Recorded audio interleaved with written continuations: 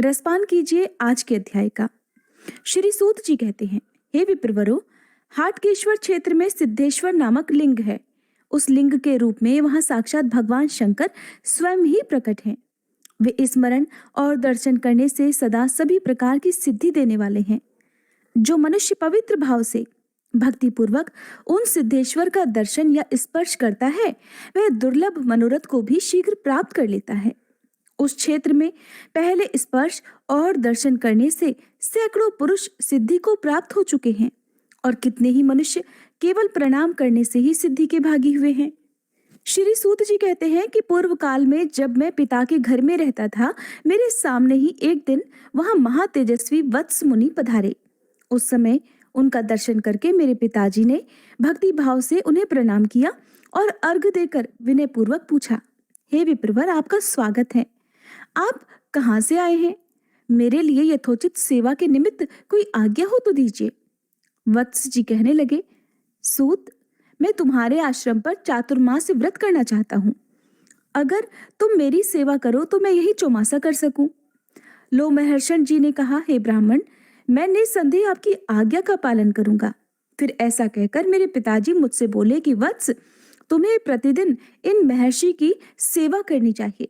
तब मैं विनीत भाव से उनकी सेवा टहल के सभी कार्य करने लग गया। वे रात में मुझे विचित्र विचित्र कथाएं सुनाया करते थे। एक समय कथा के अंत में मैंने पूछा कि भगवान, समुद्र सहित संपूर्ण धरातल को आपने थोड़ी ही अवस्था में कैसे देख लिया? जिन द्वीप, समुद्र और पर्वतों की चर्चा आपने की है, वहां तक तो मनुष्य मन के द्वारा भी कभी किसी प्रकार नहीं जा सकते। हे मुनीश्वर, ये किसी तपस्या का प्रभाव है या फिर मंत्र का पराक्रम है जिससे आपने संपूर्ण भूतल को देख लिया है? वत्स मुनि ने हंसकर कहा, ये तुमने ठीक समझा है। मेरे मंत्र का ही ऐसा पराक्रम है। मैं प्रतिदिन भगवान शिव के समीप षडक्षर मंत्र अर्थात ओम नमः शिवाय मंत्र का 8000 जप करता हूँ। इससे तीनों काल मेरी युवावस्था सदा स्थिर रहती है। मुझे भूत और भविष्य का ज्ञान है और मेरा जीवन सदा सुखमय बना रहता है। मेरी आयु लाखों वर्षों की हो गई है, फिर भी अभी प्रथम अवस्था अर्थात किशोरावस्था की ही दिखाई देती है। एक समय मेरी पत्नी की मृत्यु हो जाने पर जब मैं उसके लिए शोक कर रहा था, तब मेरे सुहृदों ने मुझसे कहा कि अरे भैया, तुम शोक क्यों कर रहे हो? एक न एक दिन तो हम सभी की मृत्यु होने वाली है, इसके लिए रोना क्या है? तुमने अपनी पत्नी को पहले से नहीं देखा था, वह अदर्शन से ही तुम्हें प्राप्त हुई थी और अब पुनः अदर्शनावस्था को ही चली गई है। न वह तुम्हारी थी न तुम उसके, फिर व्यर्थ शोक क्यों करते हो? किसी का किसी के साथ एक स्थान पर सदा निवास नहीं होता। अपने शरीर के साथ भी मनुष्य सदा नहीं रह सकता। फिर इस शरीर से अलग जो दूसरे लोग हैं, उनके साथ भला सदा के लिए कैसे रहा जा सकता है? जो मरे हुए संबंधी, खोई हुई वस्तु और बीती हुई बातों के लिए शोक करता है, वह दुख से दुख उठाता है। इस प्रकार वे सभी सुहृद मुझे समझा बुझाकर घर ले आए। घर आने पर मैंने ये प्रतिज्ञा की कि जहां कहीं भी सर्प को देखूंगा वहीं उसे डंडे से मार डालूंगा, क्योंकि मेरी पत्नी को सांप ने ही काट खाया है। ऐसा निश्चय करके एक समय मैं घूमता हुआ चमत्कारपुर में पहुंच गया। वहां एक कुंड से निकलकर पड़े हुए विशाल जल सर्प को देखा। देखते ही उसे मारने के लिए मैंने अपना डंडा उठाया। तब वह सांप कहने लगा कि भाई, पहले मेरी बात सुन लो, फिर तुम्हें जो सही लगे वो कर लेना। ब्राह्मण, वे सर्प दूसरे ही होते हैं जो मनुष्यों को काटते हैं। हम तो पानी में रहने वाले सांप हैं। हमारा केवल रूप ही सांप का होता है, लेकिन हम में विष नहीं होता। लेकिन उस पानी वाले सांप के ऐसा कहने पर भी मैंने उस पर डंडे का प्रहार कर ही दिया और उस डंडे का स्पर्श होते ही वह एक तेजस्वी महापुरुष के रूप में बदल गया। इस आश्चर्य को देखकर मैंने उस महापुरुष से प्रणाम करके कहा कि प्रभु, मेरा अपराध क्षमा कीजिए, आप कौन हैं? तब वे प्रसन्न होकर मुझसे बोले कि मेरा वृतांत सुनो। मैं पहले राजा चमत्कार के बनवाए हुए उत्तम नगर में एक ब्राह्मण था। वहां भगवान सिद्धेश्वर जी का एक उत्तम शिवालय है। किसी समय वहां यात्रा का महोत्सव था। उस अवसर पर बहुत से ऋषि मुनि वहां पधारे हुए थे और देवाधिदेव महेश्वर को प्रणाम करके वे उनके सम्मुख बैठ गए। फिर आपस में कथा वार्ता करने लगे। वे सभी दया और धर्म से युक्त थे और उनमें से कितने ही महात्मा उस देवालय में भक्ति पूर्वक नृत्य करते थे। इस प्रकार जब वहां महान उत्सव हो रहा था, उसी समय मैं बहुत से समवयस्क युवकों के साथ उसी स्थान पर चला गया। मेरे दुष्ट साथियों ने उस उत्सव में विघ्न डालने के लिए मुझे बार बार प्रेरित किया। तब मैं एक भयंकर आकार वाले विशाल जल सर्प को लेकर आगे बढ़ा और उस महान जन समुदाय में उस सर्प को फेंक दिया। सर्प को देखकर मृत्यु के भय से व्याकुल होकर सब लोग वहां से भाग निकले। वहीं सुमन नाम वाले एक तपस्वी भी थे, जो अपने उत्तम शिष्यों के साथ वहां आकर समाधि में लीन थे। हृदय के भीतर कमल के आसन पर विराजमान उन्हीं वेदाधीश्वर महेश्वर का वे उस समय साक्षात्कार कर रहे थे, जो सर्वव्यापी, अविनाशी, सर्वज्ञ, अनित्य, अभेद्य और जरा मृत्यु से रहित बताए जाते हैं। उन तपस्वी के सभी अंगों में रोमांच हो रहा था। उनके नेत्रों से आनंद अश्रुओं की अजस्र धारा प्रवाहित होकर उन्हें भिगो रही थी। इस प्रकार समाधिस्थ होकर अविचल भाव से बैठे हुए उन महात्मा के शरीर को उस सर्प ने अपनी देह से लपेट लिया। उसी समय उनका एक शिष्य वहां आ गया, जो बड़ा तपस्वी था, जिसका नाम श्रीवर्धन था। उसने अपने गुरु के शरीर से लिपटे हुए सांप को और पास में ही मुझे खड़े हुए देखकर समझ लिया कि इसी ने ये दुष्टता की है। तब उसने क्रोधित होकर कहा कि अगर मैंने निर्विकल्प चित्त से महादेव जी का ध्यान किया है, तो उस सत्य से ये दुष्टात्मा ब्राह्मण ऐसे ही सांप वाली आकृति का हो जाए। उसके इतना कहते ही मैं उसी क्षण भयंकर सर्प शरीर को प्राप्त हो गया। फिर समाधि से विरत होने पर मुनि ने अपने शरीर पर भयंकर आकार वाले सांप को देखा। फिर सांप की ही आकृति में स्थित मुझे महान दुख उठाते हुए देखा, तो पास खड़ी हुई सभी जनता को तटस्थ और भय से संतृष्ट पाया। तब उन्होंने ज्ञान दृष्टि से सब कुछ जान लिया और मेरे प्रति दया भाव से भरकर अपने शिष्य से कहा कि श्रीवर्धन, तुमने ये सब कर्म करके मेरा प्रिय नहीं किया, इस दीन ब्राह्मण को श्राप दे दिया। ये तपस्वियों का धर्म नहीं है, जो मान और अपमान में समान रहे, ढेला, पत्थर और सोने को एक सा समझे तथा शत्रु और मित्र के साथ एक सा स्नेहपूर्ण बर्ताव करे, वही तपस्वी सिद्धि को प्राप्त होता है। और तुमने अज्ञानवश इस ब्राह्मण को शाप दे दिया है। ये तुम्हारा बाल चापल्य ही तो है। मेरी आज्ञा से इसके प्रति पुनः तुम्हें अपना प्रमाद प्रकट करना चाहिए। ये सुनकर शिष्य श्रीवर्धन ने हाथ जोड़कर गुरु को प्रणाम करके कहा कि मैंने ज्ञान अथवा अज्ञान से, हे गुरुवर, जो बात कह दी है वह निस्संदेह वैसी ही होगी। गुरु बोले, वत्स, मैं जानता हूं कि तुम्हारी वाणी कभी झूठी नहीं हो सकती। फिर भी मैं ये बार बार कहता हूं कि तपस्या और धर्म से हीन पुरुषों की जो चाल होती है, वही तपस्वी मुनियों की नहीं होती। उन यतियों के लिए तो एकमात्र क्षमा ही सिद्धि देने वाली बताई गई है। इसलिए तपस्वी जनों को सदा क्षमा का आदर्श सामने रखकर ही बर्ताव करना चाहिए। पापी के प्रति कभी खुद पापी नहीं बनना चाहिए। यही सनातन बुद्धि है। जो पापात्मा पाप करता है वह स्वयं ही नष्ट हो जाता है। जो पापी के प्रति स्वयं भी पाप पूर्ण बर्ताव करता है, वह उत्तम ज्ञान से रहित है, क्योंकि वो तो जले हुए को ही जलाता है और मरे हुए को ही मारता है। जो अपना उपकार करने वाले पुरुषों के प्रति ही साधुता पूर्ण बर्ताव करता है, उसकी उस साधुता में क्या विशेषता है? जो अपनी बुराई करने वालों के प्रति भी साधु भाव रखता है, वही जनता द्वारा साधु कहा जाता है। अपने शिष्य से ऐसा कहकर गुरुजी ने परम दया से युक्त होकर फिर मुझसे कहा कि सर्प, मेरे शिष्य की बात झूठी नहीं हो सकती। अर्थात इसने जो भी शाप तुम्हें दिया है वो झूठा नहीं हो सकता।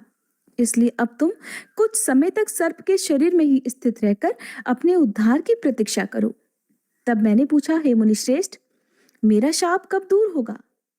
उन्होंने उत्तर दिया, जो शिवालय में एक क्षण भी संगीत आदि का आयोजन करता है, उसके धर्म की संख्या नहीं बताई जा सकती। इसी प्रकार जो उस महोत्सव में विघ्न डालता है, उसके पाप की भी कोई गणना नहीं कर सकता। इसलिए तुम भी पापी ब्राह्मण हो। इसलिए तुम्हारी मुक्ति इस समय तो नहीं होगी। फिर भी मेरी एक बात सुनो। जो श्रद्धा पूर्वक भगवान शिव के षडक्षर मंत्र अर्थात ओम नमः शिवाय मंत्र का जाप करता है, उसका ब्रह्म हत्या जनित पाप भी नष्ट हो जाता है। 10 बार षडक्षर मंत्र के एक जप से 1 दिन का और 20 बार के जप से मनुष्य 1 वर्ष का पाप धो डालता है। इसलिए अब तुम जल में रहकर आदर पूर्वक इस मंत्र का जप करो, जिससे जन्मांतर में किया हुआ तुम्हारा पाप भी क्षीण हो जाए। जब वत्स नाम वाले एक ब्राह्मण तुम्हें क्रोध पूर्वक डंडे से मारेंगे, उस समय तुम्हारा उद्धार हो जाएगा। ऐसा कहकर वे मुनि मौन हो गए और फिर मैं इस जलाशय में रहकर षडक्षर मंत्र का जप करता रहा। हे ब्राह्मण, आज तुम्हारी कृपा से मुझे इस सर्प योनि से मुक्ति मिल गई, इसलिए शीघ्र बताओ मैं तुम्हारा कौन सा प्रिय कार्य करूं।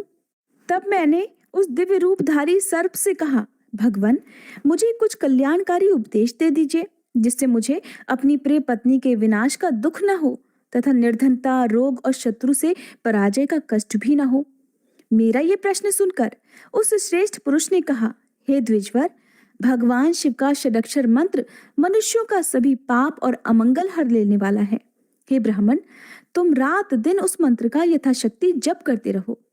उसके जप से सभी पापों से मुक्त होकर तुम निस्संदेह अभीष्ट वस्तु प्राप्त कर लोगे। मैंने भी सदैव बड़े बड़े पाप किए हैं, फिर भी उस मंत्र के महात्म्य से मुझे परम ऐश्वर्य युक्त लोक प्राप्त हुए हैं। हे विप्रवर, ये परम गोपनीय मंत्र मैंने तुम्हें बताया है। किसी नास्तिक को इसका उपदेश कभी नहीं करना चाहिए। सभी वेदों में अहिंसा को परम धर्म बताया गया है। विशेषतः ब्राह्मण के लिए तो हिंसा सर्वथा त्याज्य है। इसलिए तुम सर्प का वध त्याग दो। जो समस्त चराचर प्राणियों को अभय देता है, वह इस लोक और परलोक में सदा सभी प्रकार के सुखों से संपन्न हो जाता है।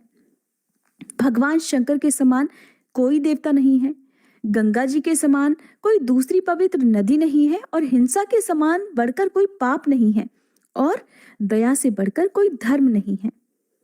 फिर वह अहिंसा रूप धर्म सुनकर मैंने परलोक के भय से दुखी होकर उस ब्राह्मण से पूछा कि भगवान, मैंने बड़े बूढ़ों के मुख से ये बात सुनी है कि राजा अगर वन में मृगों का वध करे तो उसे दोष नहीं लगता है, और चिकित्सा शास्त्र के विद्वान कहते हैं कि मांस खाने वाले लोग विशेष पुष्ट और दीर्घजीवी होते हैं। इसलिए इस विषय में मुझे परम हितकारक बात बताइए। आपके मुंह से जो कोई बात निकलेगी उसका मैं संदेह रहित पालन करूंगा। मेरी बात सुनकर वे पुनः इस प्रकार बोले, हे द्विश्रेष्ठ, ऐसी बात ना कहो। ये सब तो मांस लोभी दुष्ट पापात्माओं का कहना है।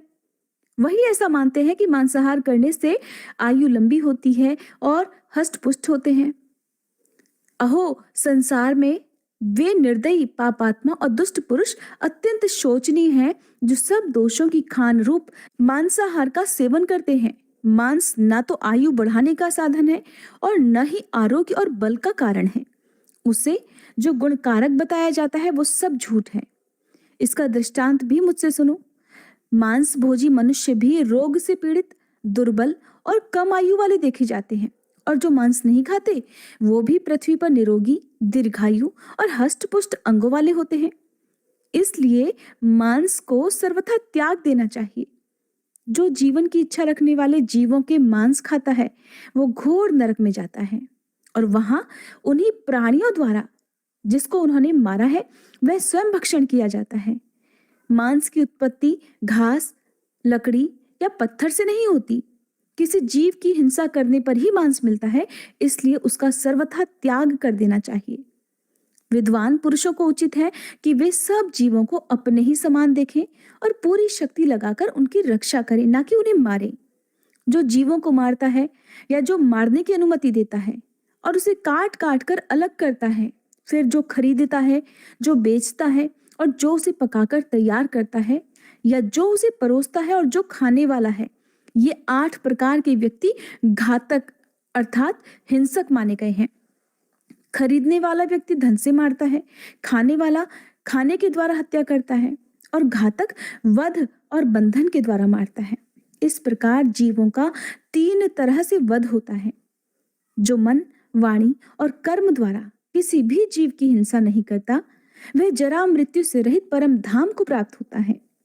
शाक, मूल और फल का भोजन करने वाला ब्रह्मचर्य परायण पुरुष भी अगर हिंसा कर्म में लीन है तो उसे अपने नियम और व्रत का कोई फल नहीं मिलता।